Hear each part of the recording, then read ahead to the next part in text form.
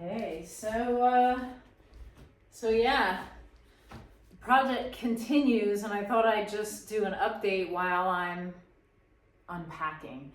It's January 10th and 2024, and I wrapped these up at the end of October in 2023. A lot of them are numbered, like this one is number 10. Thank goodness I numbered them. Because I'm trying to figure out where I left off so that I can continue going forward. I have a lot more of these blocks of wood to sand and paint and all of that, but I sand and do gesso on, but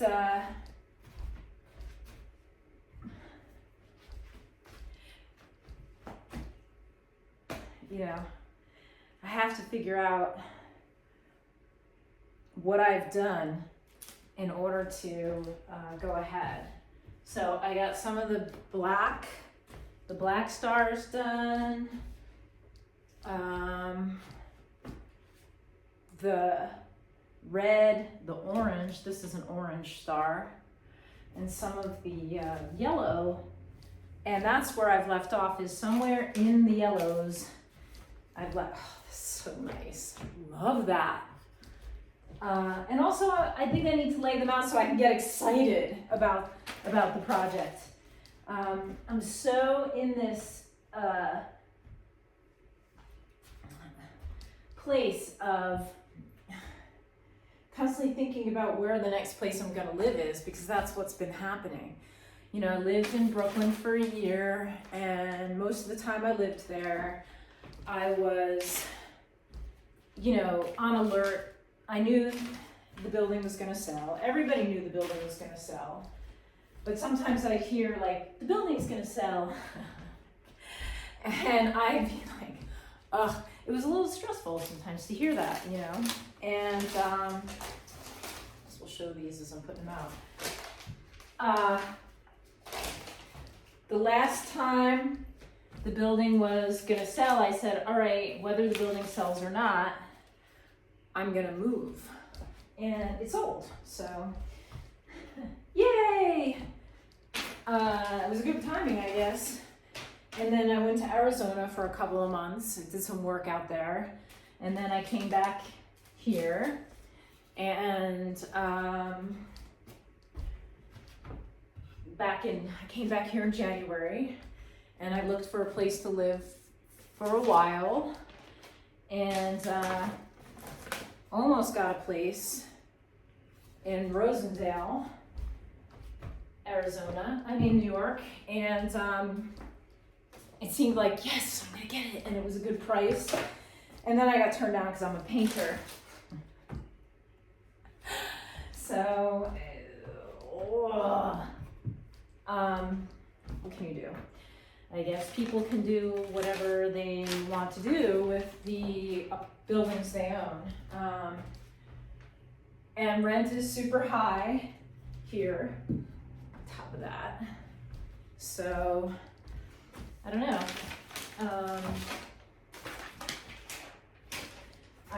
I've been in this place since March, but I know I need to move before September. And it's okay, you know. It's part of the agreement. So I know, and this week I'm going to start looking at places. And then there's a part of me that's wondering if I should even stay here, because I've been here now in the Hudson. I've been here in New York since November 2021, except for a few months here and there in Arizona. And I've barely been able to make a community. And it's been hitting me hard lately that it's not happening. And I'm wondering why I'm staying here. I stayed in Arizona for 10 years before a community really started to happen for me. And I guess when you become an adult, when you're like older, it gets harder because people, you know, they're married and they have kids and all the things. Most of the people I think that I'm friends with are either single or married and don't have kids. I mean, some people have kids. But, and that's here, that's in Arizona as well. Or their kids are grown.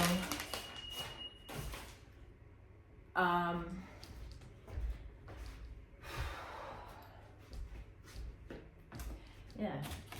But anyway, yeah, there's just been this like feeling lately like, what am I doing? But I don't really know what else to do. I feel like I often make time for people to spend time with them, even though this is my work. Like, I don't have a corporate job, but this is my work. And, you know, I get it. I was here for like a year. I took care of my mom, and that was pretty isolated. And this weekend, I spent time with my mom, and you know, she's getting very close to the end. I mean, she's really close to the end of her life, and she seemed frightened, which was sad. She seemed frightened. When I was spending time with her, she kept calling out my name, and I was like, Mama, I'm right here, I'm holding your hand, you know? So she was a little bit panicked, and that was sad, but it's all right. I ended up sleeping for about, I was reading a book yesterday, about 5:30, 6 o'clock. I was asleep probably by 6:30. And then, so I slept for like 12 hours. And that is often the case when I spend time with my mom, is that I end up sleeping. I end up sleeping a lot, pretty much or I get tired and I push myself, because I'm like, I should be working out, I should be making art, blah, blah, blah, blah. And I'm like, no, just go to sleep. It's okay. You can sleep. It's allowed. So, yeah. Anyway, yeah, like what I was saying was, like, I keep thinking that I'm creating community, and then, like, I don't really know if I am, you know? And maybe I'm just like being impatient, but it just seems like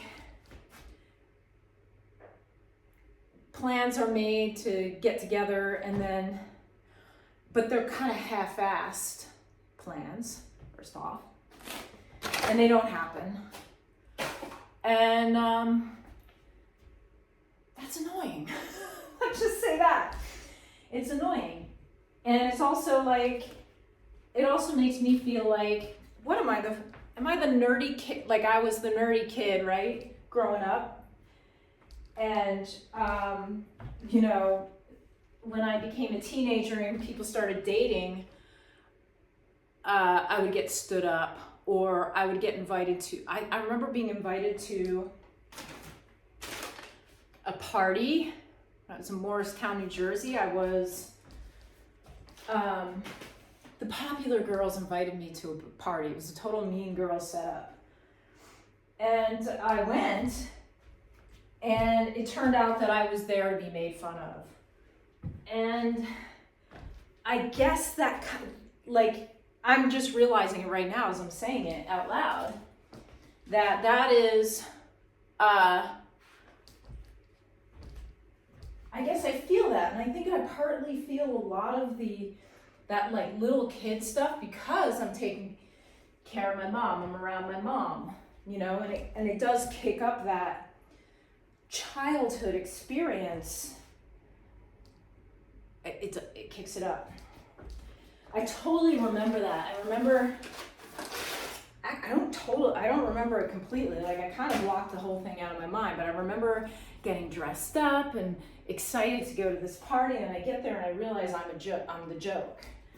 And I remember calling my grandfather, because I lived with my grandparents at the time, and asking him to come get me.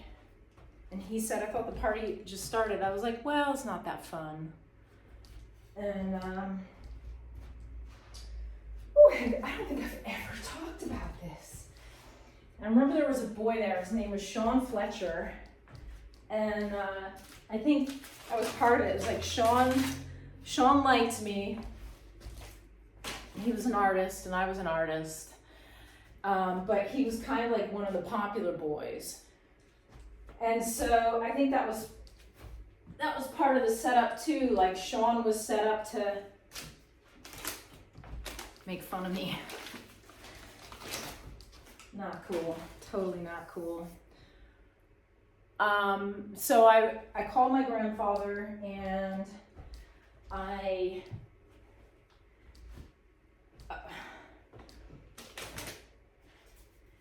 went outside and sat on the front lawn until he arrived. It took him like 45 minutes to get there, you know? And yeah, it's just, anyway. I know that nobody's doing this. No, like people are busy. We're all busy. I just feel like sometimes I make time to see people, but I don't get the same courtesy back. And I'm wondering, like, if I'm with my people, you know, to be honest, or if it's like, oh, this is just how it is when you're in your 50s. Right? Like this is just what happens when you get older.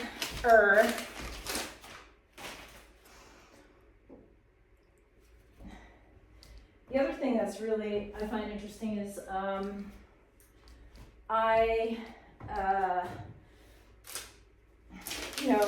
we just had a new moon in Gemini. And Gemini is very social and wants to hang out and have fun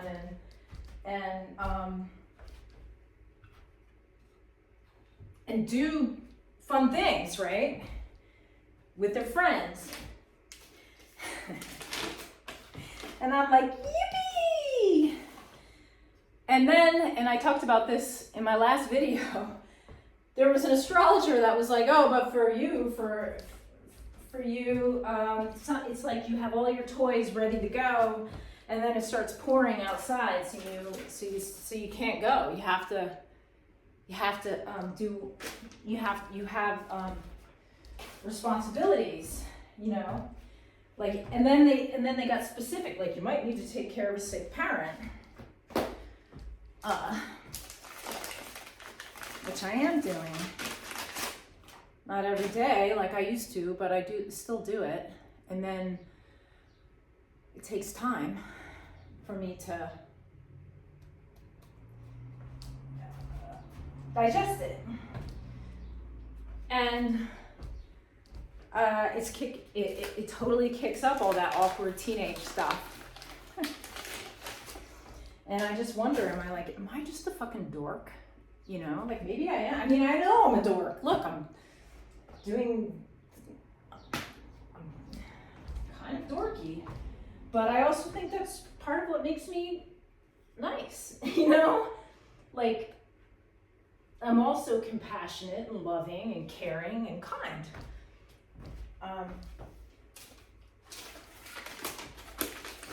And I'm fascinated by our energy systems, which is kind of what this project is about. So anyway, that's something that has been happening and has been kind of going on in my mind. And yeah, and the other thing is, so, you know, I do my new moon wishes, and I picked a tarot card, and the tarot, I was like, what's the month gonna be? And I got the freaking Hermit again.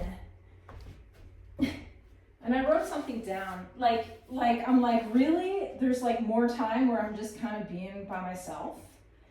And I wrote something down. Let's see what I write.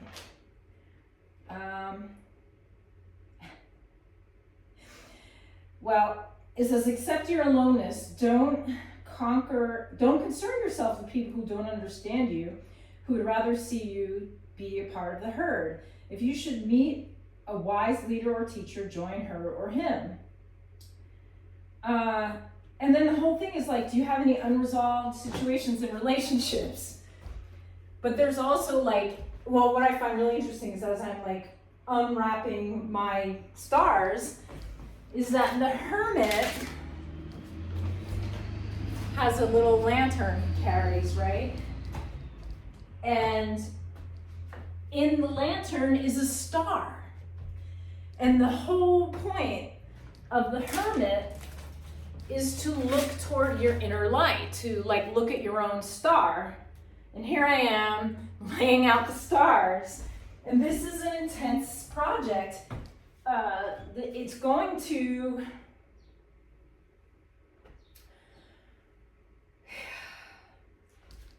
take a couple more years to finish. And I definitely need a steady place to be in order to finish it. And I need time to cut the wood and sand the wood and gesso the wood and get it all going. But it's going to be a pretty cool installation when it's all said and done.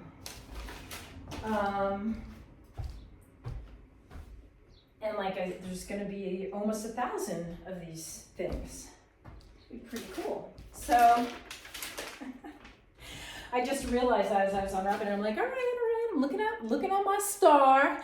And also in the tarot, my personal card is the star. And the star is hope. And hope was born when Pandora released all the spites out into the world. Oopsie, by opening the box, right? And sometimes I think about that box. I'm like, you know,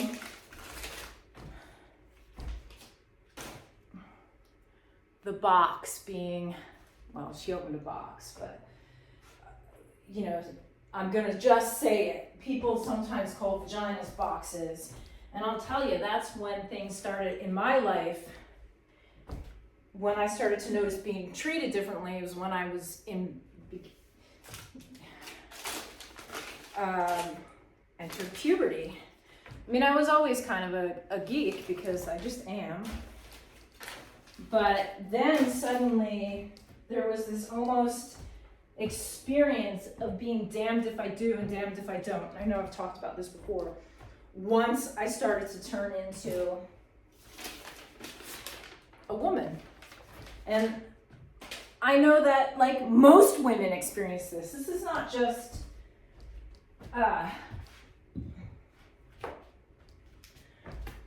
you know, some random thing. It's like girls are pretty much told they can be whatever they want to be until they start getting boobs, and then it's like, you need to behave yourself. And I'm like, what the hell? And I love the other thing too, where it's like, oh, well, you can't wear that because it's so distracting to Jimmy or whoever, or the teacher or whoever. And it's like, really? And men are the people who rule the world? You can't handle a little bit of cleavage? As I walk around in whatever I'm wearing. Not because I'm trying to upset anyone, it's just comfortable.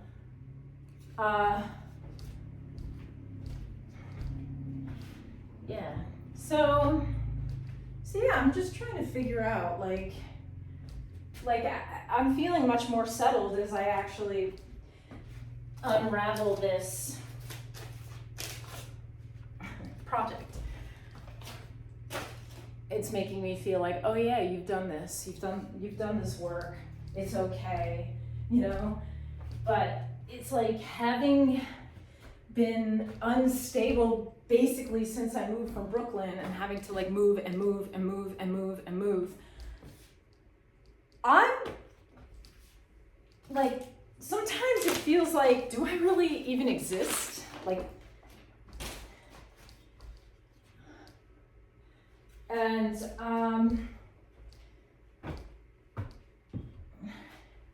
if so, like, what am I doing here? You know? What am I doing here?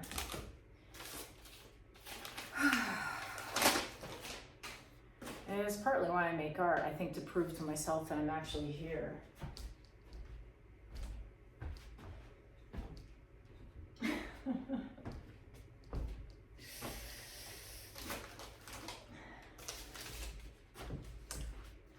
The other card I pulled after the Hermit, because we have a new moon every month, was take a peek. I think it was the Ace of Wands, which is pretty cool because that means something new, something almost like divine. Yes, Ace of Wands. And I learned this, that the Ace of Wands is the second highest energy card. So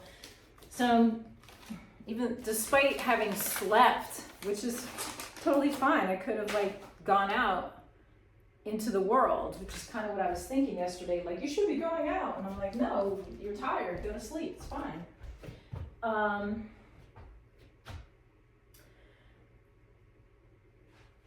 Is that as I allow obstacles to, I suppose, become opportunities,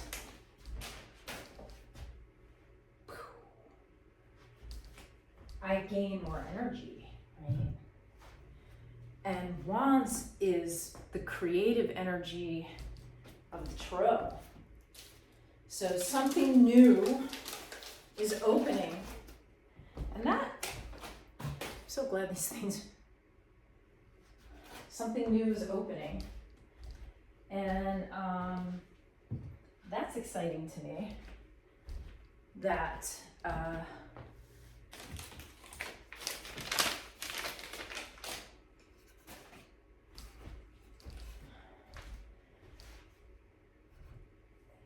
as I allow obstacles to burn away, energy opens up. And while I did take a trip to Arizona in April, again, for a few weeks, and it was really, it's like I go back to Arizona and now I have it's like you go away and everyone loves you. That's also a part of it. It's like, oh, I miss you so much, blah, blah, blah, blah. I actually needed that. I was afraid to go to Arizona again because I just moved here and I'm like, I'm so tired of moving and then paying pretty high rent to then not be at home, right? And like I said, I'm moving here in a month or two, moving from here. I don't really know where the next place is gonna be, but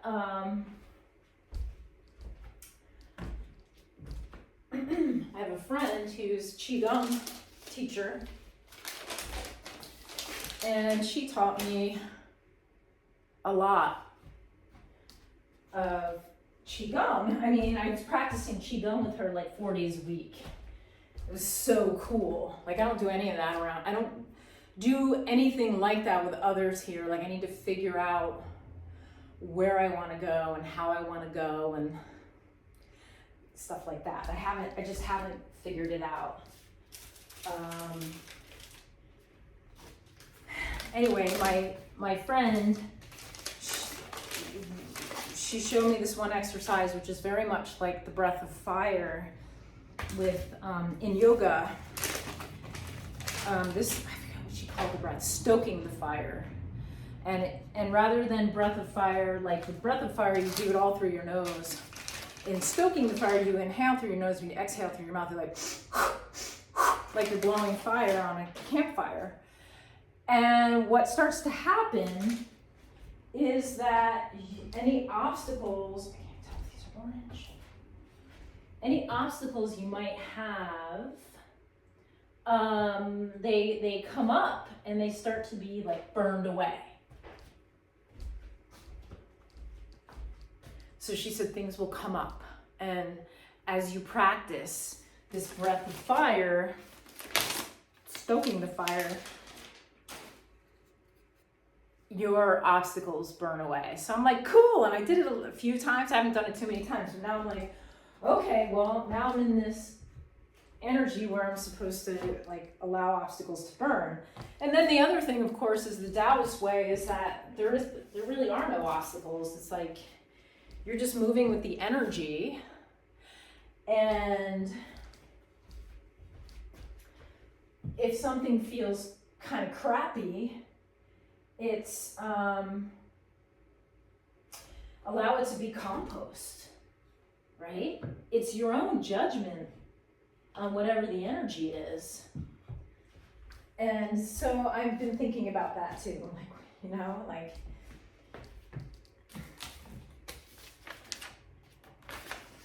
I want things to move faster. They don't. That one's cool. And then this project, you know, I mean, it's a very slow going project. I started this project. The idea for this project came in 2016. I didn't start making it until, I think, the end of 2022. I was taking care of my mom and trying to make art. And I couldn't,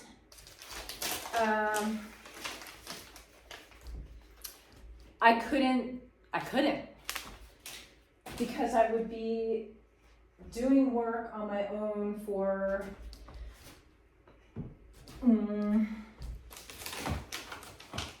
half an hour or so, and she would need help.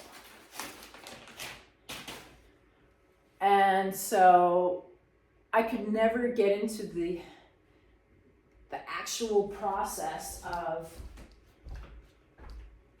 art making. So I said, all right, I would even go for walks and I'd get a text from my aunt, where are you? Your mother needs you. And I'd be like, I'm exercising, I'm down the road, you know, kind of thing. And anyway, it smells good.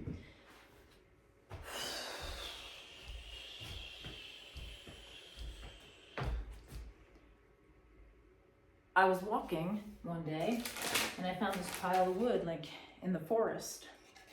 And I said, I'm gonna start that project. We have a chop saw. I'm gonna start. And so I started dragging these pieces of wood home that were like rotting. And then I would clean them. I've got some more cleaning to do. And then I would cut them and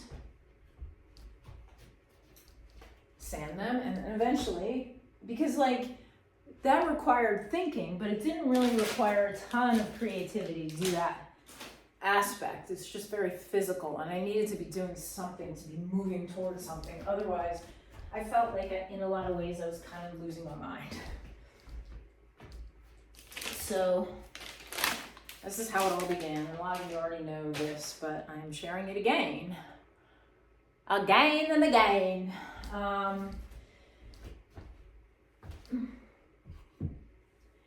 But so I just was like, this is my situation and this is how I'm moving forward. And I did it, you know? And so, yeah. Oh, look at that one. That's a goodie.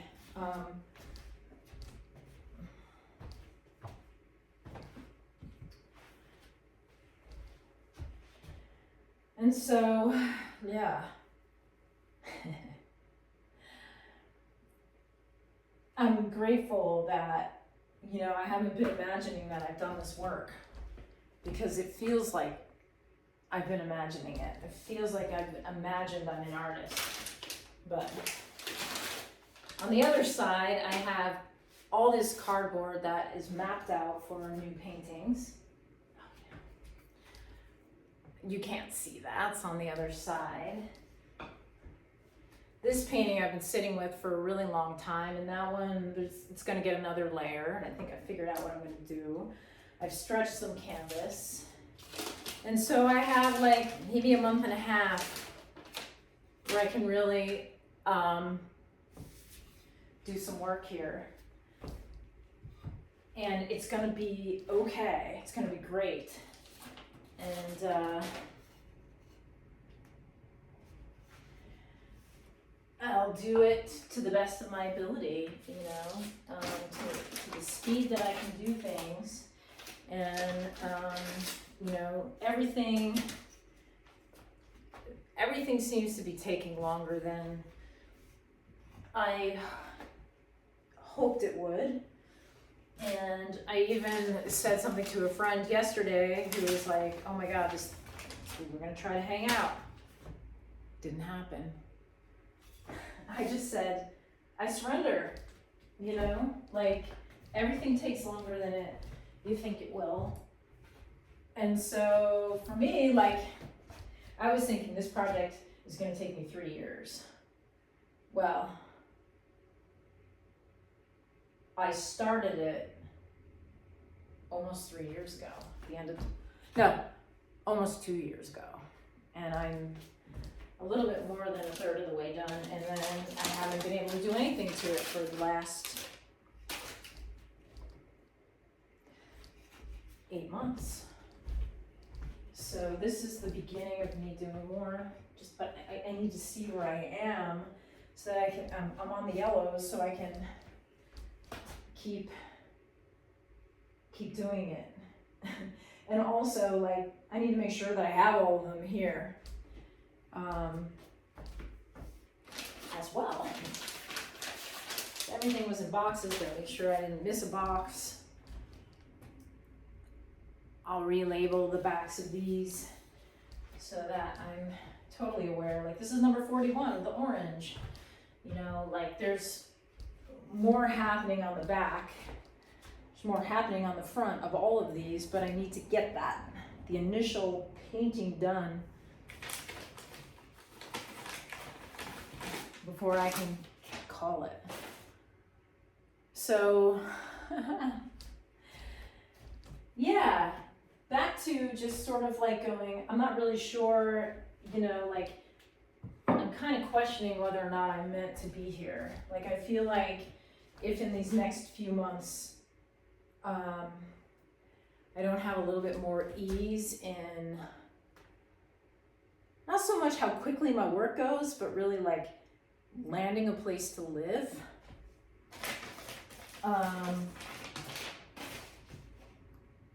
I might call it. That's what's in my mind right now. I might call it. And also just trying to get together with people. It's like, if I can't get together with friends, like if I'm making time for people and they're not making time for me, like, I'm not gonna keep being that kid who gets left behind. I'm just gonna move on. You know, when I first moved back, that's gonna be a good story. I'm also, you know, thinking about writing a book. I mean, it's all good. It's all good. But there's so much that I want to do, and you know, I kind of feel like one of my friends asked me if I was waiting for my mom to die before making any big actions, and I said, I don't know. I mean, maybe I am. You know, maybe that's this whole suspension. I don't know. You know, this sickness has been going on for a long time. I started to notice it when she came to visit me in, I think it was 2016, maybe 2015. But my aunt told me that she started to act differently after my sister Heather died, which was a big shock to her obviously, to my mom's nervous system. Having one of your children die is a terrible thing. And that was, my sister died in 2014, but I had been talking to my sister occasionally on the phone, and she told me that my mother kept falling. She kept falling and she was breaking. She broke her wrist, she broke her collarbone, she was breaking things. And my sister sister, my sister suspected that the dog, they had a Bernese mountain dog, was knocking my mother down. My mother was covering for the dog. And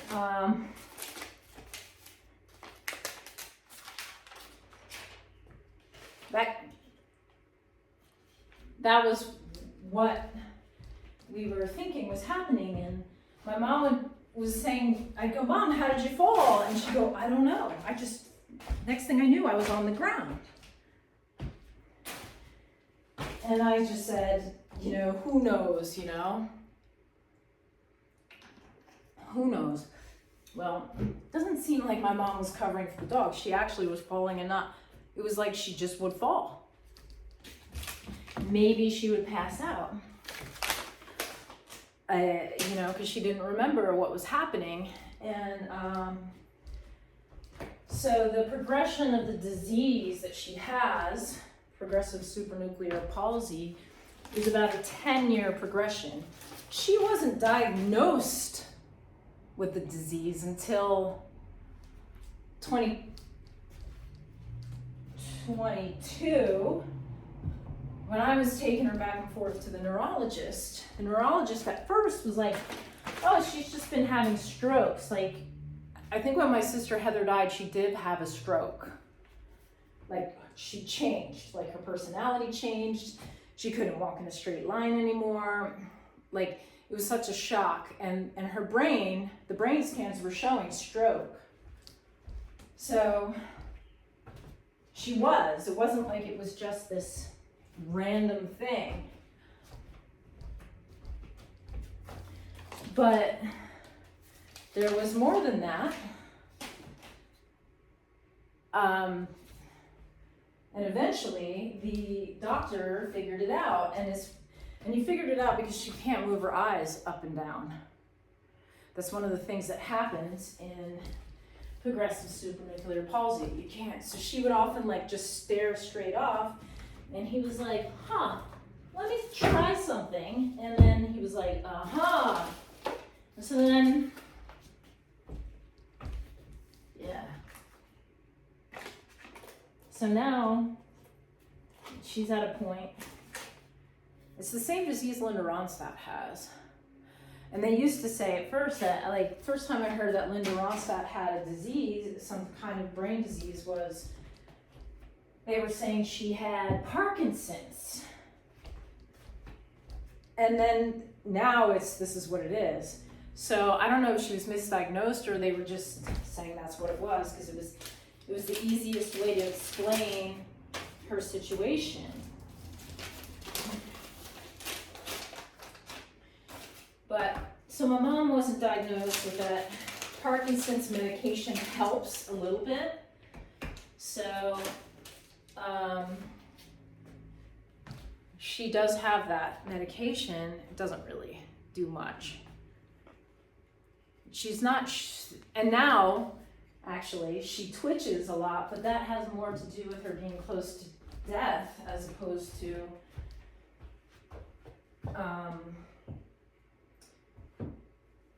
Parkinson's. Like she's like this, just her face will twitch sometimes, but it's like her body just isn't letting go. It's really, it's hard to watch. She wasn't that, so when I was watching her the other night, like I said, she was really confused, and I was sitting with her and she kept calling me, and I was like, Mama, your head is I'm holding you. So she didn't know where I was, and I was right there. I was with her. So maybe I am waiting. I really don't know. I mean, right? It's not, I feel like, death is obviously, it's the only thing in life that is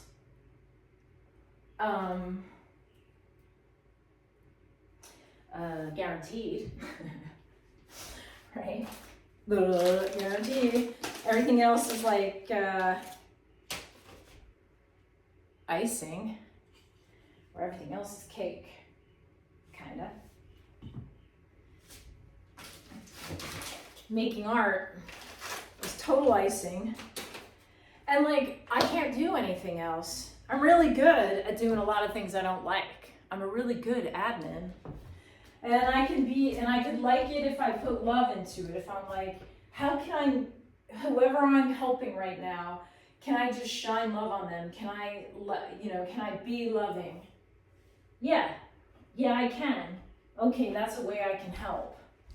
And that, I think, is part of like the star, part of the what I need to look at when I'm looking inward at the Hermit. It's like, all right, the last few months I've been focusing on just kind of loving myself anyway. So just keep being loving. Just gonna keep being loving. What else can I do? I don't really know what else to do. I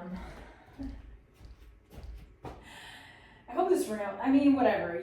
People can watch this or not watch this video. I know some people appreciate it. Like someone said to me, like, thank you for these videos. It helps me, or I shared this with my girlfriend and she's, because she's going through whatever she's going through regarding being an artist. It's like, things don't move sometimes in a linear fashion, right? Like our idea of linear time is freaking made up. It's made up. Time isn't, it's like a construct. It's a construct. And then following through on ideas, it's all a construct.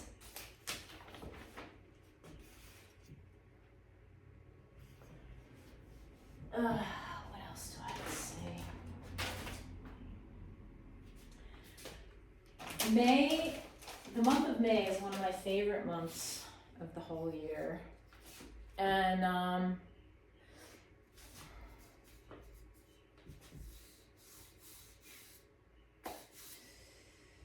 it was a weird May. I like May because I want to be outside and play and have time with friends, and it's like I've been outside, been going to the river, and I've been with friends online, like sending messages back and forth across the pond, meaning the Atlantic, but not a whole lot going on around here. I did this like extra little layer, and the paint ended up being kind of glossy. I'm not really sure I like the gloss. I'm just like, just do it, just get it done, sister. Like, I'm not gonna repaint 1,000 stars. Like, some of them are kind of glossy, some of them aren't. It's all right. Some of them have a little gloss on them. Yeah. So yeah, I don't know. It's an interesting thing. And, I'm glad that I'm here in a state that doesn't really oppress women. So that's one of the reasons why I wouldn't go back to Arizona. When I was in Arizona the last time I was visiting, they made abortion against the law. While it wasn't because I was there, but it happened while I was there. And I felt so terrible for these women. And the thing is, when I lived in Arizona, it was beautiful. What a beautiful place. And there was always that feeling of oppression. Always. And the scary thing is, it's like women oppressing each other. But it was in the air, it was palpable. If you're a single woman, it's very difficult to be. You're suspect if you're single. You're suspect if you're not married. And I kind of actually experienced it here too. Like, I don't know if I'll ever get married again. I felt very trapped in that situation. I didn't like it at all. But then again, the person I married, whatever. But there's this, you're treated with sort of suspicion.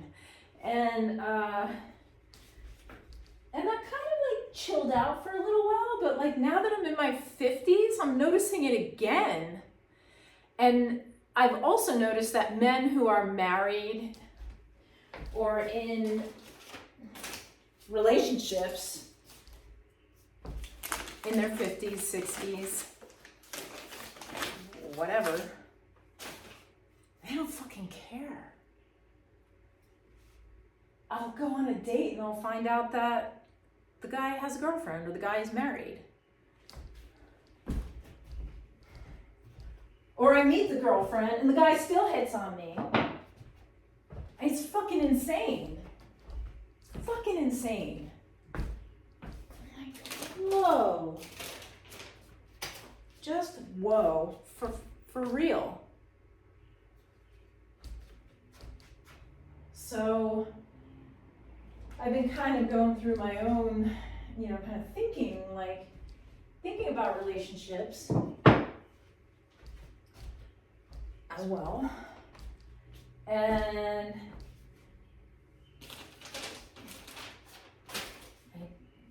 how do I want to move forward? It's kind of nice just being on my own. It's really nice, actually. And like, it's been really interesting. I haven't been in a relationship in almost a year now. And it's okay, man. It's all right. It's been okay. It's also been really confusing in a lot of ways, because it's like, just the whole like, oh yeah, meet my girlfriend. By the way, you're really cute. What?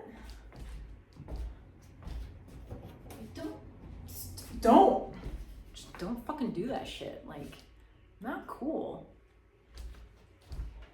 That's been happening, and I don't really know what to, what do I say about that? It's just kind of like, wow, just wow.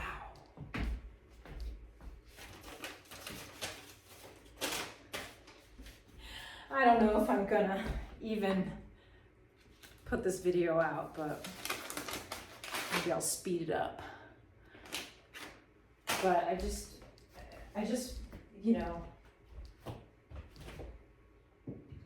what are people thinking?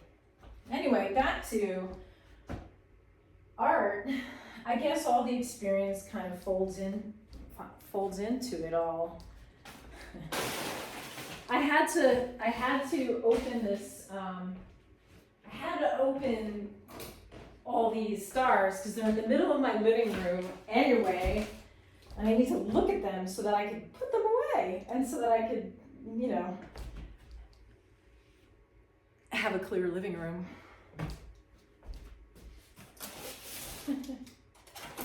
Maybe I'll just post this in different parts, I don't know. So yeah, world, let's see, what else can I say?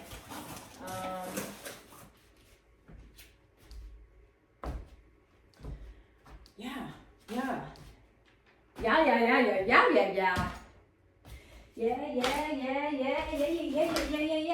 I keep doing music with fits and starts. And it's all good, It's been fun. I did a little bit of music, I guess it was during the winter with Dwayne McGinniger. I met him at an art opening. We had a group show, and he was one of the artists in the show, and he's a musician. And I think we'll get back together to do more stuff. That was pretty cool. Had a good time. And he has some pretty fun taste in music. So, fun creative project. Somebody just sent me a message and asked me if I could play bass. I don't play bass, but I think I would actually be a pretty good bass player. I had a bass guitar for 5 minutes back in the late 90s. And I had a guitar in the 90s. I still have the guitar I had in the 90s. I don't know if I showed these. Anyway, beep. Oh well, you'll have to come to the show to see them in person.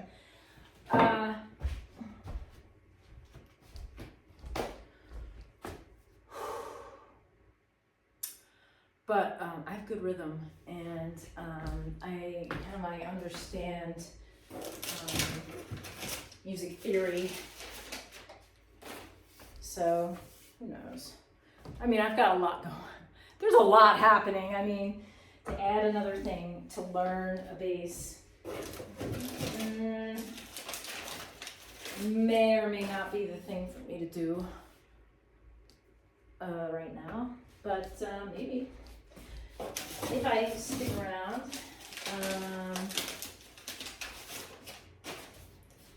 Yeah, we'll see. I always just feel like things shouldn't be, like I feel like a lot of things, it's an interesting thing, especially since I started doing the Qigong meditations, that everything is happening and it's all okay, right? It's all like, whether we decide it's good or bad, that's what we decide. It's not that anything is good or bad. It just is. And see, I think that this is the other thing. The stars take up way more space than one would think they do. But I have so many more to unpack. And it's taking quite a bit of time. Getting my steps in while doing this. Yeah. As a matter of fact. So I kind of like, I have some of my feelings about things. And it's just my opinion, man, right? Like, it's just my opinion. And that is it, you know? But like, to be like, well, there's this energy that's happening.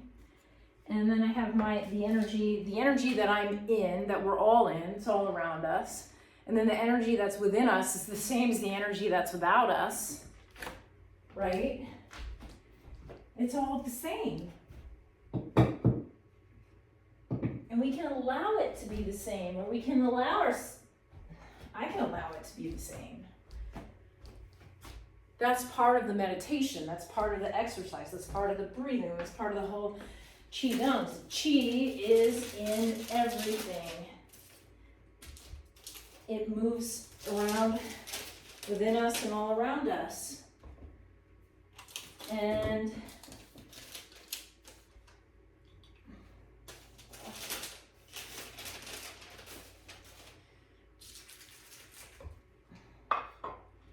all we have to do is work with it. And I think that this project kind of represents that.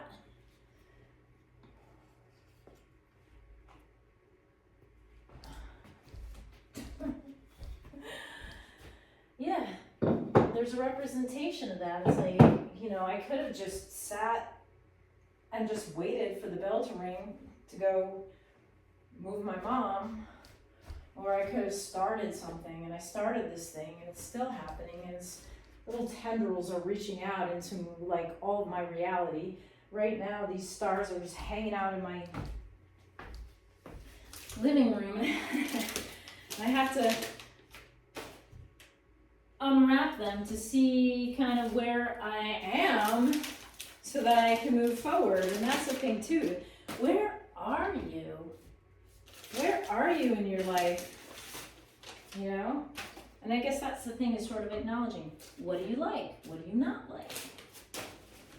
You know? What works for you? What doesn't work for you?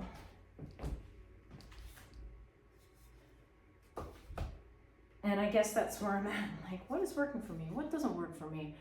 What, you know, it's like, how many times, right? Can you make plans with people and then have the plans be canceled, or just make open-ended plans and then never do anything about it?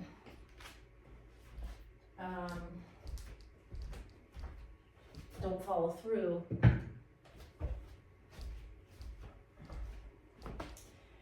It's like, yeah. But it's also like, you know, it's kind of like that being an artist in a way. It's like you do work. You do work, you do work, you do work, you do work. You play in bands, you do all your things, right? And it's like, you play and you play and you play and you play. You write songs, and then you have shows, and then you're like, you tell your, you know, everybody in the 90s, right? Everybody's in a band. You tell your friends, I got a show, come check it out. And they're like, yeah, I'll be there. And then they don't come. And then you see them again. They're like, oh man, sorry. Couldn't get to your show the other night. And you're like, it's all right, I got another show coming up. And cool, I'll be there. And then they never come. And then they're like, okay, well, finally they come see your band. And you're like, yeah, we broke up. I have friends who are like, oh, I wish I saw you. I wish I saw your band. You know, you're like, the videos are amazing. It's like, yeah, well, you know, such is life. You know, you didn't have the time, and that's okay. But I just remember that, like, going, like, I had to learn not to take any of it personally. And artists, I mean, it's like there's like so much we want to do, right? There's so much, like, okay, yeah, I'm gonna be there. And then you're like, well, I gotta go to work too. And I, you know, and I have my own work, you know, and that, like, I was talking to one of my friends, and he was like, you know what's really funny? It's like, I find it really amusing that I'll ask you about, do you know this person or whatever, and I'm like, no, I don't. I was busy. And he's like, every time you talk about like why you didn't know someone or why you didn't go see a movie or something, you're like, I was busy. And I was really busy. So it's like, okay, well, maybe, you know, like, everybody's busy, but are they busy? Like, I was busy. I was like in school. I was working. I was at band rehearsal. I was doing my homework. I was like, everything was happening, you know? And I think people get that. I didn't see a lot of bands because I was crazy busy. I also didn't tell people that I'd go see their band if I, you know, I just didn't tell people I'd go see their band. I'd be like, great, that's great, you're playing. And sometimes I would show up.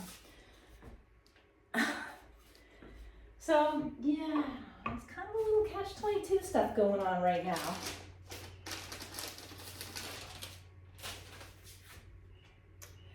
And, yeah. So, I don't know. I guess I'm still, like I was talking about the other day, being in that place of not knowing, just the not knowing. It's funny, I wrapped all these. Some of the paintings, some of the stars have got little scratches, so I have to, like, they're gonna look different again because I have to go backtrack and fix up some of the spots. But these are doing pretty good. Yeah, that not knowing place, just kind of a, not a super duper fun place to be.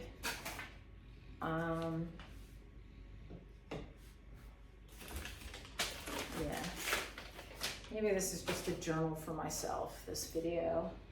And it's all right, it's all right. I'm trying to think of what else to say. I mean, I don't know. I know I'm not that kid that gets invited to a party and then I'm there to be the butt of the joke. That was in Morristown, New Jersey. That sucked.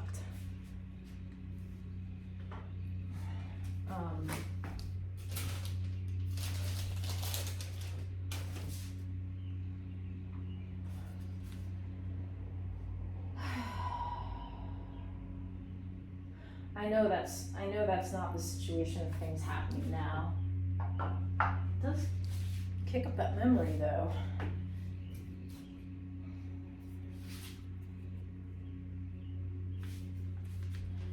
When I first moved, after I lived in Manhattan, you know, when I was 16, 17 years old, I was a squatter, when I was 17. And then I moved to San Francisco, and when I came back, I was thinking about becoming, when I came back to the East Coast, came back to New Jersey, I was living in Morristown again for a while. Was I living in Morristown? No. I was just living in the home I grew up in. I was living in Morristown because I was working at the health food store again. And I was thinking, I was 20 then, I was 20 years old. I was thinking about becoming a forest ranger because I was going for these really long walks. I used to go for these really long walks in nature, and I loved it. And I thought, maybe I'll go to tracking school. There's this guy who had this school, I think in the Pine Barrens. And I was thinking about becoming a tracker. And then maybe going to become a park ranger because I kind of had it with the city and frankly with a lot of people, right? And then I was invited to a party in the city. And I was like, I don't want to go to the party. I didn't want to go. But then I ended up going. And that's when I met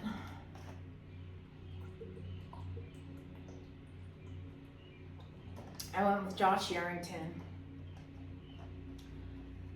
And that's where I met Ine Kastabi, Paul Kastabi.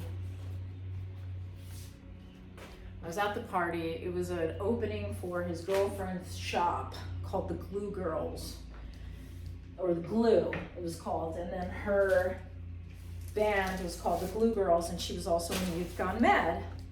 And so I was dancing because they were playing great music, and Ine came up to me and he said, "Can you sing as well as you dance?" And I said, "Yeah, I can." I was pretty cocky.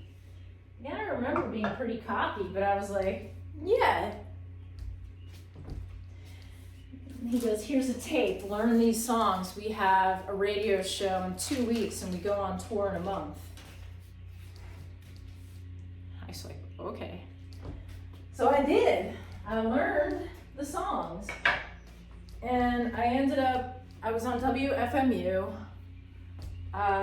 with Youth Gone Mad. They had this album out called East West. And their singer, well, his girlfriend was a singer, but the singer that did the complicated work, high parts and the harmonies and things, was on maternity leave. So they needed a singer for this tour they were doing for her parts. So that was what my job was. And I did it. And then I was like, I'm coming back to New York City. I love making music. This is what I'm doing. This is my life. Forget being a tracker. Forget being a park ranger. And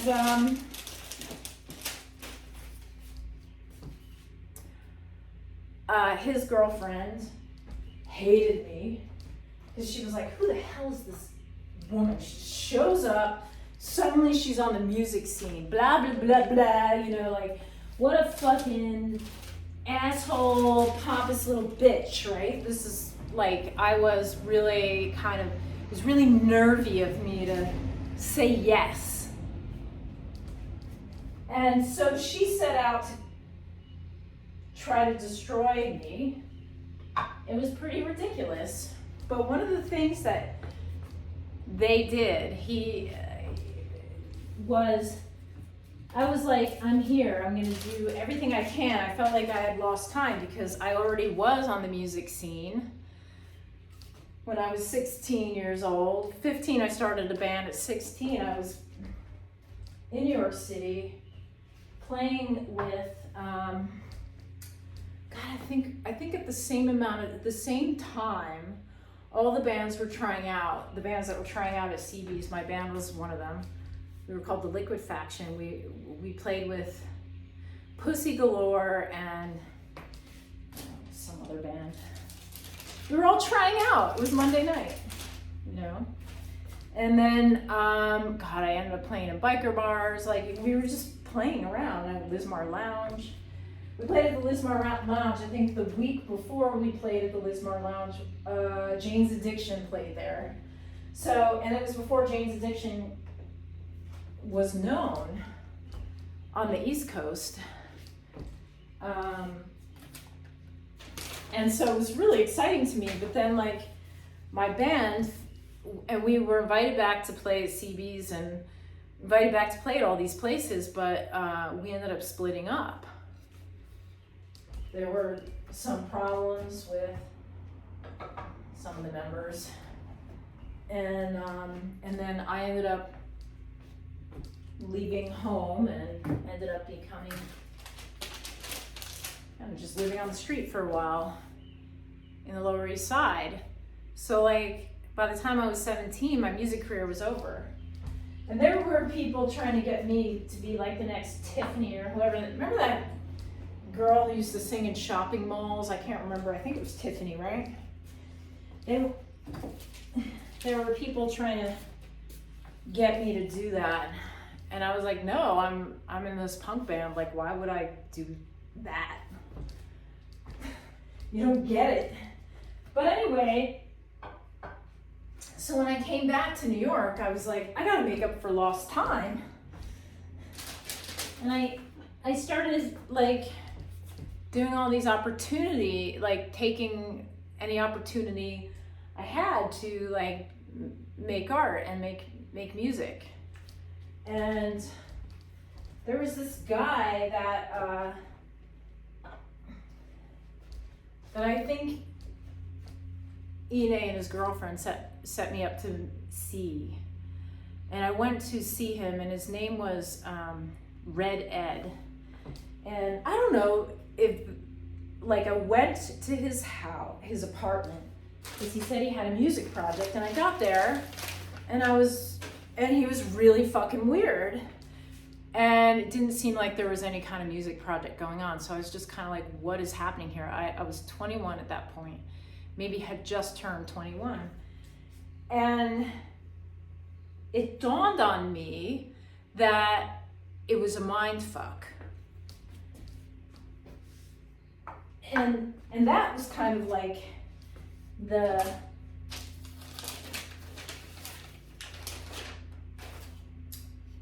was kind of like the party when I was 14 or 13. I was 14, I think, with the Mean Girls. And I remember that. And I remember after that becoming like way more cautious about people and about trusting what their motives are. And I've kind of come full circle where I'm just like, my motive is to make art and to be creative. And if your motive isn't that, that's your fucking problem. It's not my problem.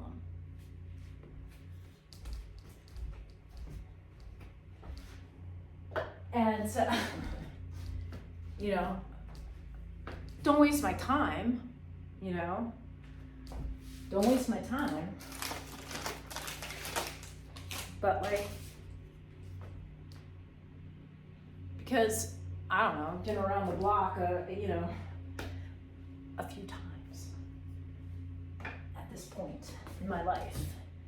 But I do remember that, like, what is going on? Like, the guy, it was just weird. He was really weird. And I always feel like at some point there's going to be like some video that shows up with 20-year-old me talking to this guy, like that there was like a hidden camera somewhere, and trying to figure out what the fuck is going on, you know? And I think I'm actually friends with this person on Facebook these days, but still, it's like, what was that all about? Because nothing came of it. And there was this, I don't know, it was just, there was a lot of weirdness and animosity back then, because I was too ambitious. That was the word on the street. That I was too ambitious. And that I would talk to anyone. I'm like, one, not totally true, but two, yeah, what the fuck? Why would you even want to be in New York City unless you had a reason? Or unless you grew up there, and I had a fucking reason. I didn't grow up there. I missed being in the country. I missed the woods. You know, like, this was not like a totally easy choice for me. Anyway, many years later, I think like Ine apologized, and we kind of became friends. But I still don't know what that was about. But I do think that I would not be surprised if like some video from cable TV showed up and it was like, how to fuck with someone. I don't even remember what it was all about. I just know that I was fucked with.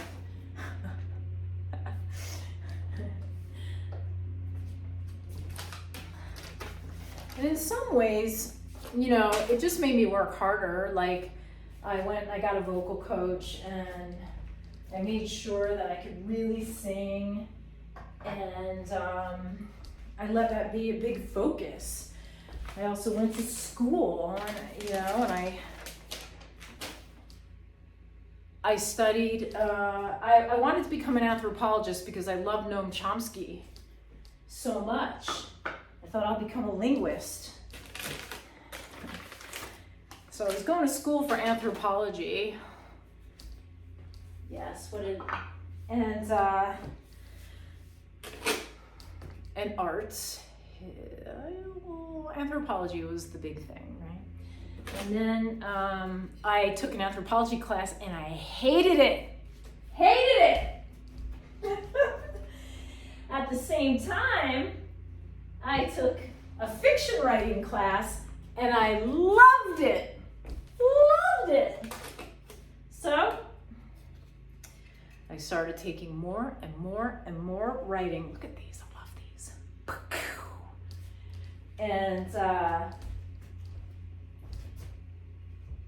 And then I always did my springtime semesters, I would take art classes. And I wanted to go to art school when I was young. I wanted to go to Parsons or RISD. And that's all I knew, right? And I was on target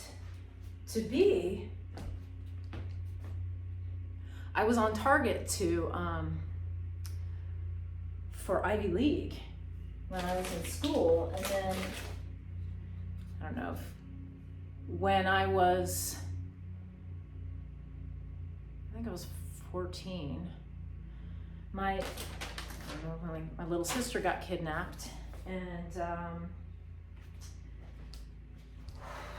it was kind of like I was going into high school and I was taking all these AP courses, and then somewhere, must have been, maybe I was in 9th grade still, so my first year of high school, but like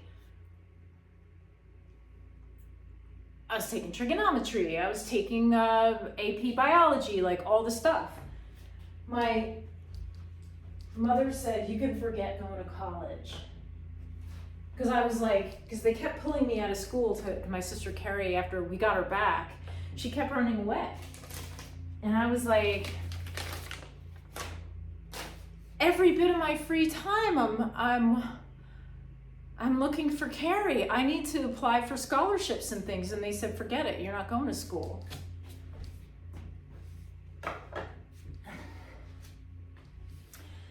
And so I was kind of like, why am I even here? Why am I in school? Why am I even in school if I'm not going to go to college? Right? So anyway, that was like a whole big thing that kind of happened. And I eventually did drop out of school, and I left home too, because it was ridiculous.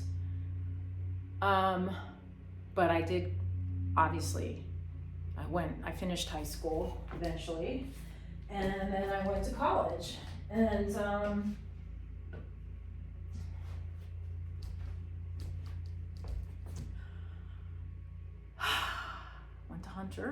went to Hunter College.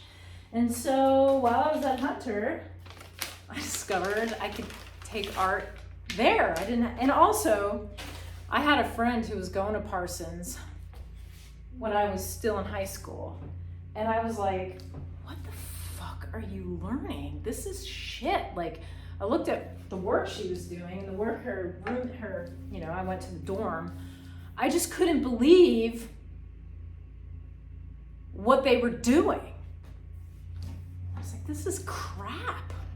This sucks.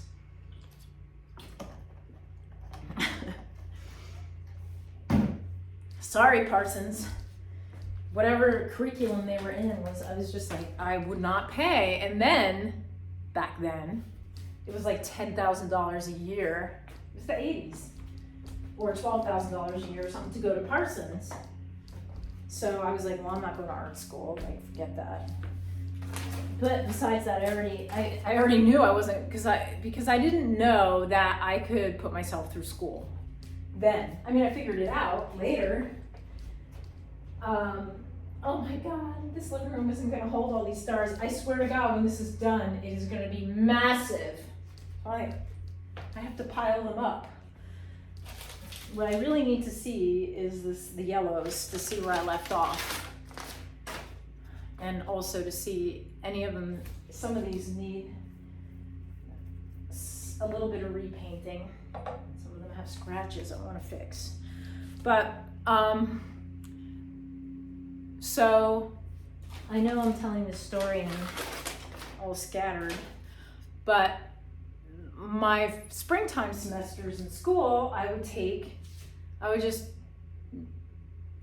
quadruple up on art courses. Like I'd take all the, regular courses that you have to take, and then springtime was art.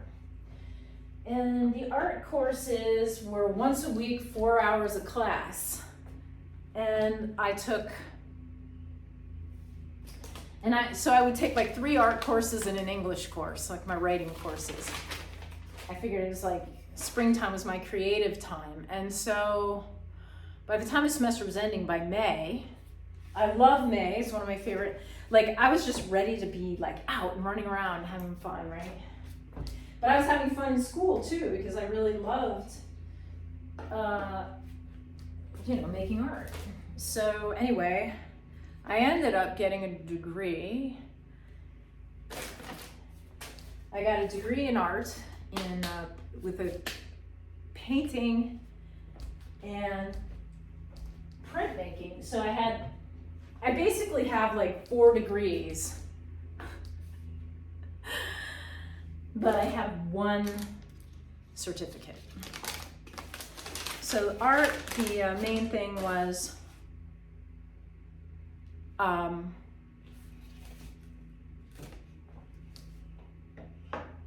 painting and printmaking. So I really got into etching and wood cutting. Super cool. I do more of that. The equipment is pretty pricey. I did have, it's just like paint is expensive enough. Canvas is expensive enough, but if you want to do printmaking, you need to either rent space to roll your work through, or buy a press, and that's like a lot. You need the plate, you need space, and you need the money. Presses are very heavy. They cost they're like thousands of pounds, and it has to be set up safely. Like you can't really be on the second floor and have like a 2,000 pound thing, Like everything has to be structurally sound. So, and then I have an English degree too in creative writing and in fiction and poetry. And writing is something that like I haven't done a ton of in recent years, though. For a while I did teach a course called Writing the Energetic Body. I was writing a lot more, and I may get back to that. I also have I'm a certified yoga teacher through Shivananda.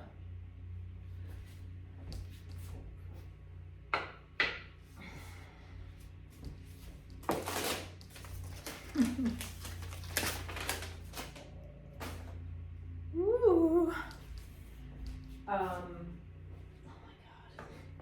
Oh my god. Moment, I'm getting close. It's getting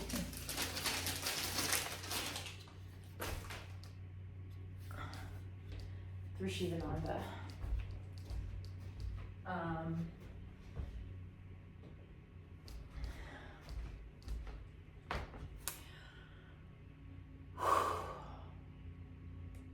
And subsequently, I've done like more certification around yoga over the years, because it's kind of like continuing education credits. I've done a lot.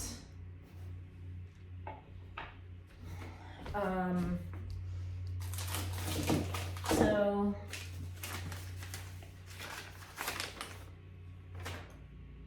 there's that.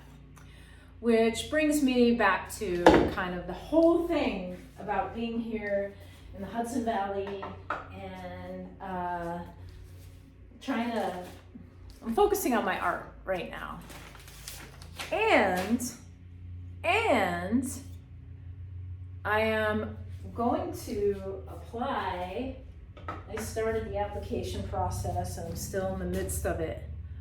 I'm going to apply to the O Positive Festival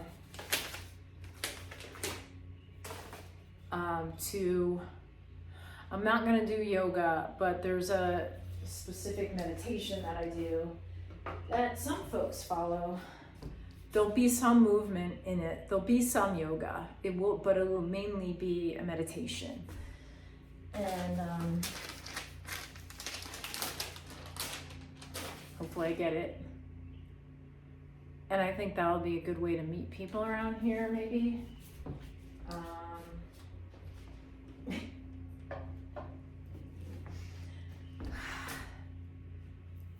Starting over isn't easy.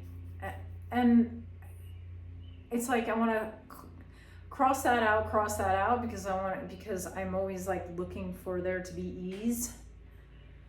But I just have to acknowledge that as well. It's like it's a weird thing, right? Because it's like, where are you? Well, this is where I am.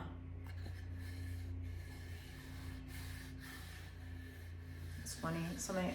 I think the yellow was still a little bit wet when I was wrapping these things up. Yellow was the last one I worked on. It's like some of them, it's kind of cool. It leaves like a cool texture. But yeah, it's like, where are you? What are you doing? Where are things at for you? You have to acknowledge where things are at. Interesting. Someone named Margaret called me. I don't know a person named Margaret.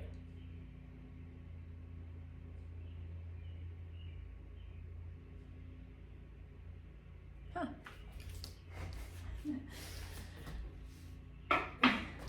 Yes, I'm recording this on my phone. I think I know who it is. There's always, it's all. Anyways, there's some volunteer stuff coming up. I mean, that's what they say, right? If you're feeling like you're not connecting to people, that you should volunteer. Not giving any art away. Done that already. I'm not doing that anymore, ever. Sorry. I used to do it when I lived in Arizona. I used to give things away. The last thing I did, I think, was in 2021.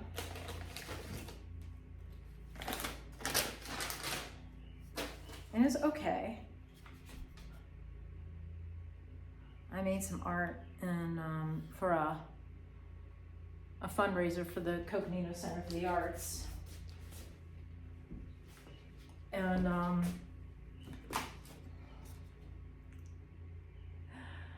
for the show, I mean, the piece got sold, which was good. I was glad. Oh, yeah. Anyway, I'm probably not gonna, this is gonna be like a video just for me because I'm kind of in a bitch fest today. I'll probably just make this super fast and you'll be like,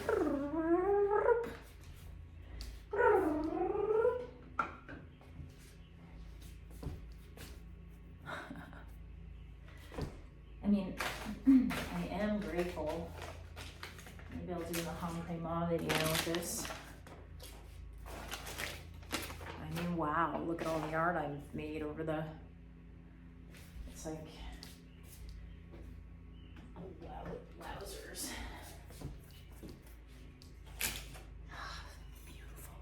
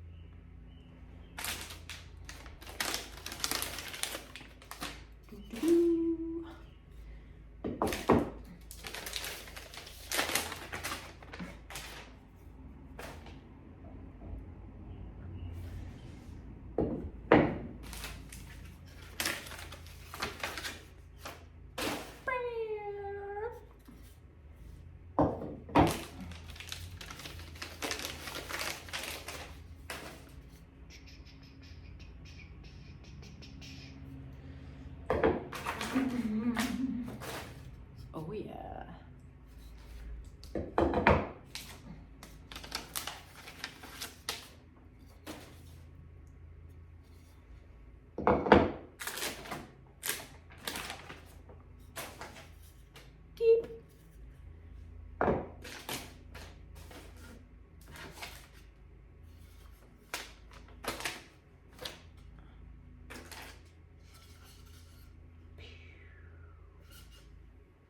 Wow, love it.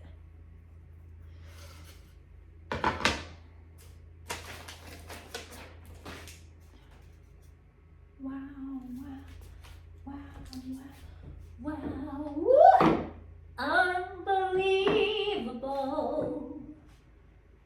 Bam, bam, wow, wow, wow, wow, wow, woo. Unbelievable.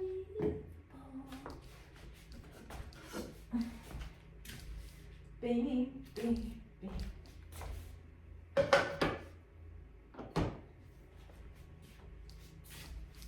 So many stars, so little time. How can I choose? Ah, ooh.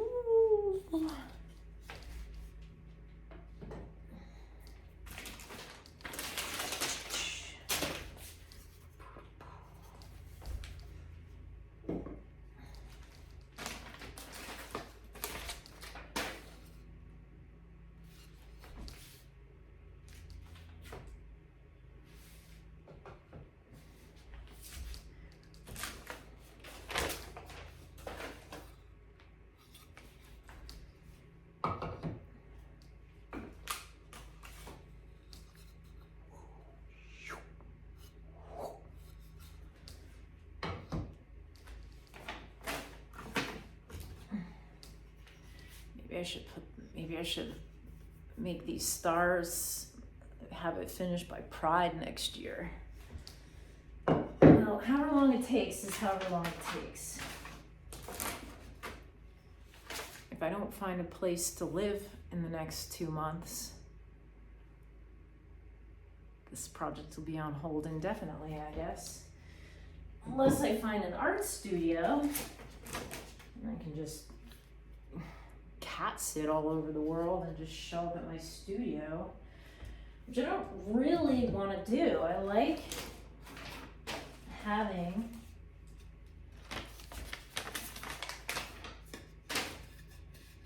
a place to be, a bed of my own.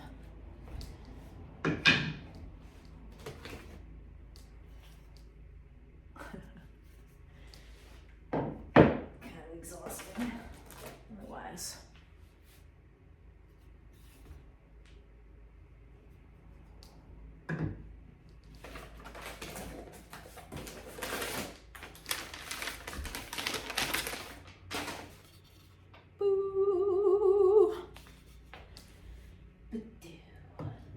Beautiful, I gotta say, I'm happy. I started out feeling very cranky before I unwrapped. Can you feel grateful and cranky at the same time? Yeah, kinda, sometimes. Ooh, that one.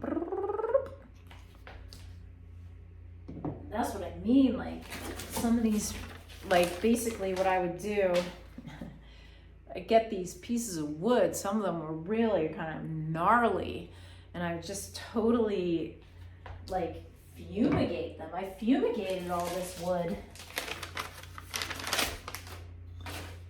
Yes, and they're all sealed on both sides anyway with paint at this point, but yeah. Made sure there was no buggers in any of these things. So I have some wood outside my door right now that I need to fumigate. I did it like, and actually these pieces I'm like soaking in bleach and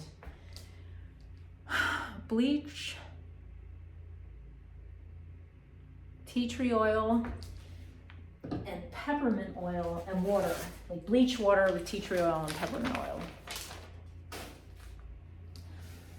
Because I can't help myself. I'm very, I like things to be clean. Yes, indeed. Oh, look at that. At the bottom of this box, there's a stink bug. You know, I don't think it's alive. But I mean, that's one of the things I noticed about the East Coast. It's kind of like almost jungly. It's chill. It's not been that hot in these last couple of days, but when it gets warm, it's like the jungle.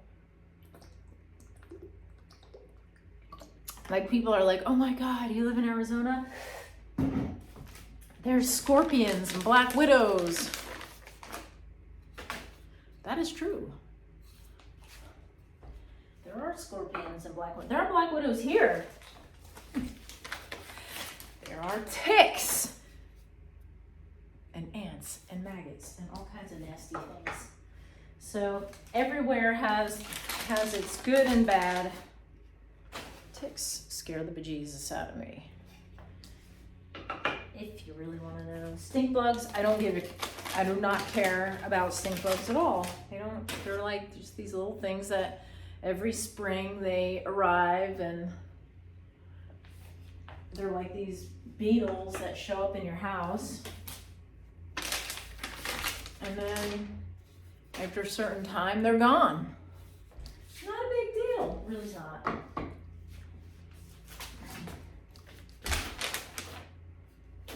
Cats like to chase after them. Ooh, that's a goodie. They're all goodies. People, I'm telling you.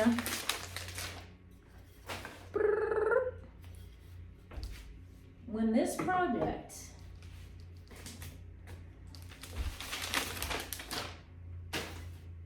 is done,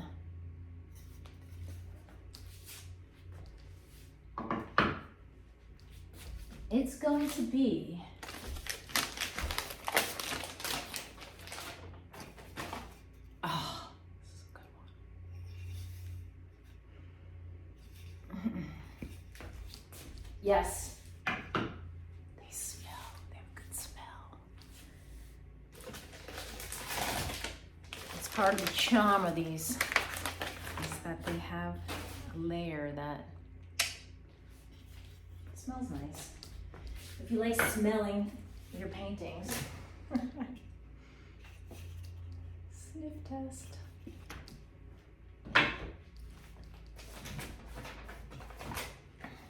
Boop. So exciting. So inviting.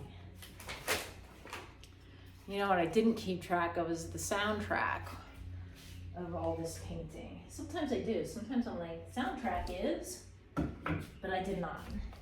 I'm pretty certain I probably listened to David Bowie, PJ Harvey, Big Star, the B-52s.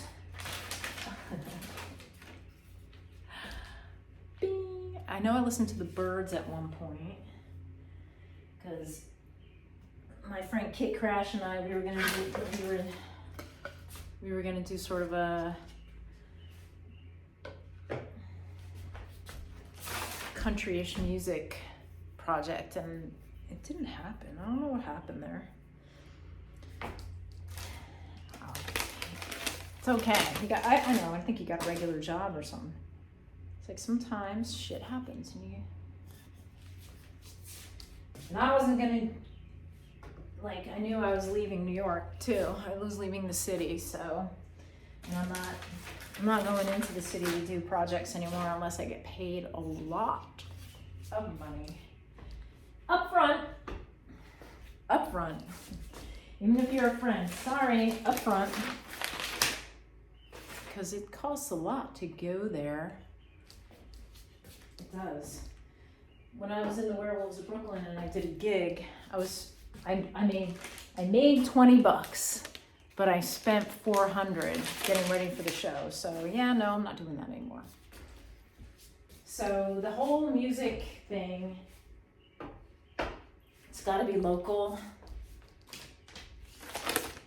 or I'm not doing it. And it's okay. people don't get how expensive it is, I don't think, to make art, to make music, all the traveling, especially for music, all the traveling, man. It's just all the time. Music is making art with time. That's what it is.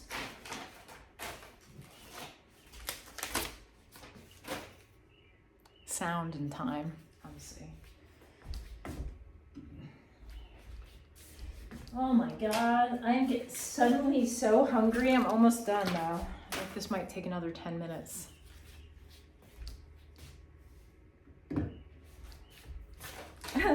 And then I've got to clean up all the paper, and then I have to spread these out so I know that they're all there, which is also fine.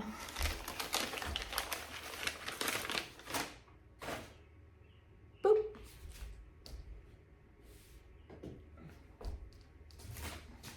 Oh, shot.